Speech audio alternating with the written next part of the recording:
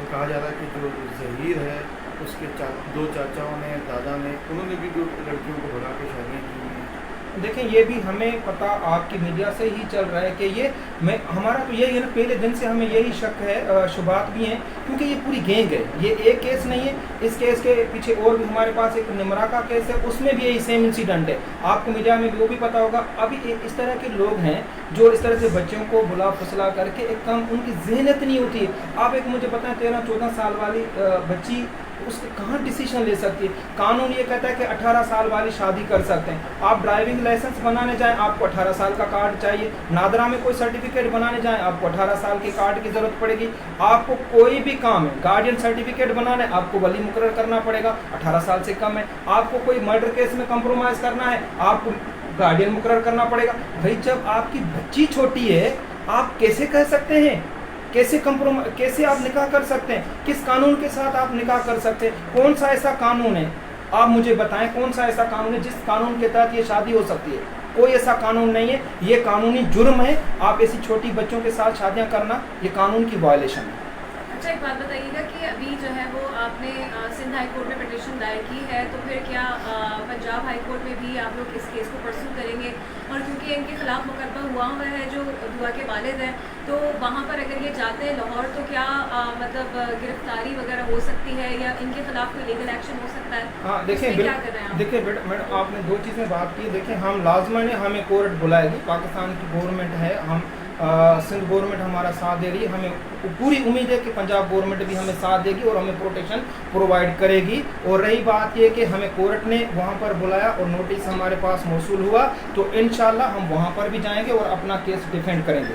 हम उस केस को भी लड़ेंगे, ऐसी कोई बात नहीं है। जहाँ केस इंसिडेंट हुआ है, इंसिडेंट यहाँ का है, तो ये उनको आना यहाँ पर पड़ेगा। और उनको कोई भी मतलब कानूनी चारा जो इस्तेमाल करना है, वो जमानत कराएं, गिरफ्तारियाँ करवाएं, कुछ भी है, तो यहाँ पर उनको पेश होना पड़ेगा। तो आपकी उम्मीद है कि यहीं पर ही मसला हल हो जाएगा, लाहौर जाना नहीं पड़ेगा? बिल्कुल बिल्कुल। पेरेंट्स से अब तक रब्ता हुआ है? अभी ये बच्ची को आपने समझाने की कोशिश की है कि सर, मेरे साथ जब से ये इंसिडेंट हुआ है, जिस दिन से वो लापता है, मेरा उसका कोई नहीं है।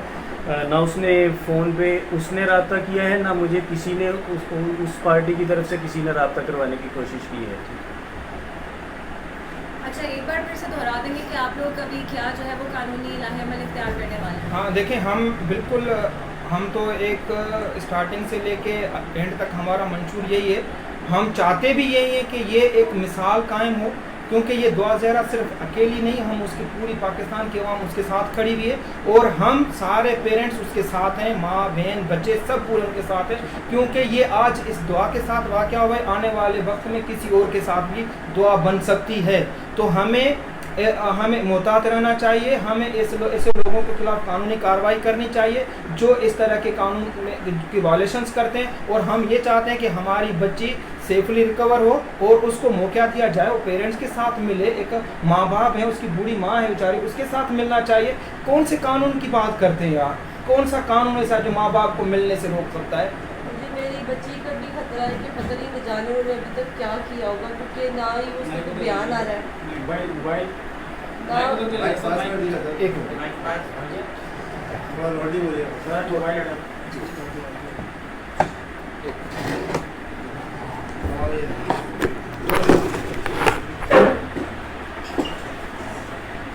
मैं ये कहना चाहती हूँ कि मुझे मेरी बच्ची के लिए खतरा है, क्योंकि इतने दिन हो गए उसका कोई बयान नहीं आया, उसका कोई बयान नहीं आया।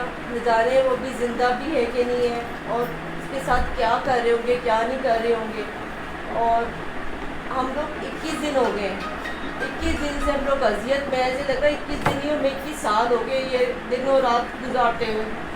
तो मैं चाहती हूँ मेरी बच्ची सेफ आए, तो यहाँ पे सिंध में आए। उसकी बहनें इंतज़ार कर रही हैं, मेरी अम्मी इंतज़ार कर रही है, मैं इंतज़ार कर रही हूँ। और इसकी गारंटी कौन लेगा कि वो सेफ यहाँ पे आएगी?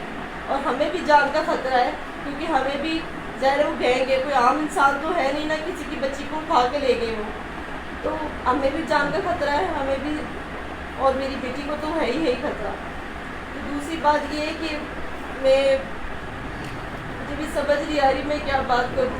वज़ीर चीफ जैसे हिसाब से मैं गुजारिश करती हूँ कि मेरी बच्ची सेफ तरीके से यहाँ पे लेके आई जाए सिंध में, क्योंकि वो यहाँ की बेटी है, ये थोड़ी है कोई भी कहीं भी उठा के लेके चला जाएगा और उसका निकाह करवा के या कहीं किसी को भी दे देगा।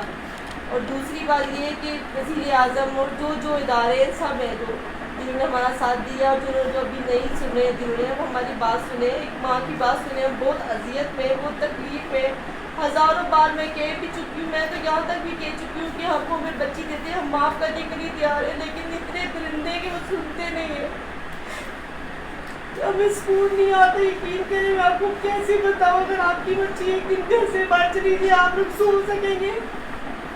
आपकी भी बेटी होगी, 21 दिन हो गए, तो आप जिंदा है ना होता है, तो जाने मेरी बच्ची किस हाल में होगी, खाने को देते होंगे, मारते होंगे, क्या करते होंगे कुछ नहीं पता, उसकी आवाज़ तक नहीं सुनी की थी इससे मैंने। अच्छा, इस हवाले से FIA साइबर क्राइम ने भी आपसे रब्ता किया था, यकीनन जो दुआ का लैपटॉप होगा, टैबलेट या iPad, उसका भी कानून जिक्र किया होगा, तो उस हवाले से कुछ चीज़ें हमारे पास सर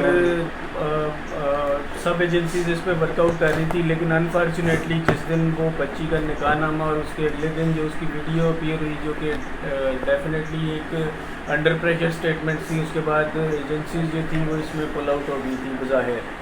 अगर वो अंदर कोई पीछे से काम कर रही हो तो मुझे उसका कोई इन्फॉर्मेशन नहीं है, बज़ाहिर वो पुल आउट हो गई थी, उन्होंने उसकी मुझे कोई अपडेट उसके बाद नहीं दी। जो कानूनी लाहेमत आप इख्तियार करने वाले, एक बार फिर से बता देंगे कि क्या लीगल प्रोसीजर अभी अपनाया जाएगा? देखिए बिल्कुल, मैं आपको ये बताता चलूँ कि जिस तरह से हमने हाई कोर्ट में पिटीशन हमने दाखिल की है, क्योंकि मजिस्ट्रेट के पास भी केस चल रहा है, तफ्तीश अभी ऑन गोइंग है, तो हमें पूरी उम्मीद है हाई कोर्ट में हमारा 10 तारीख को हमारा केस लगा हुआ है और इंशाल्लाह मंडे को पता चल जाएगा कि किस जज के सामने हमारा केस फिक्स हो रहा है।